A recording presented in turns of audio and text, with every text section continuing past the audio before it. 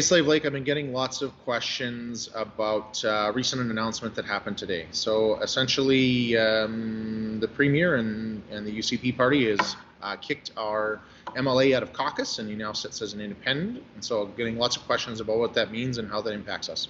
First off, democracy is a funny thing in the sense that the Premier can't get rid of the MLA, and neither can I. Neither can you. And so until we have any form of recall legislation, there just isn't really a process for that. And so that decision rests solely with Mr. Rehn. He continues to be our MLA. He continues to represent this region, but will have much less of a voice in government. And so our first thought is, geez, isn't that worse?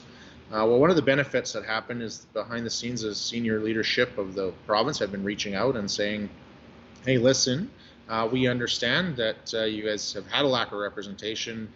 Your concerns are not being addressed. Your concerns are not being heard. They're not even being funneled up the ladder. And so we want to help and hear and see what we can do to move forward.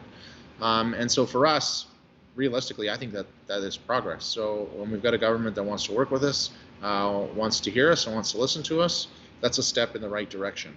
What that actually looks like, what it means, we'll figure out in the days and weeks ahead of us.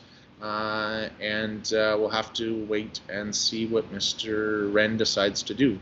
Once again, he is still our MLA, and you can still forward your concerns to him, but my message continues to be to Mr. Rehn, if you truly care about this region and you want to fight for it and you want to protect its best interests, when you no longer have the support of the people or the elected officials or your own government, realistically, maybe it's time to let someone else take on that role. So whether he decides to do that now or in the future, we'll wait to see. But I think that this is a step in the right direction, and locally we'll continue as our leaders to fight for the residents of this region, and luckily we have a province that wants to step in and help us do that.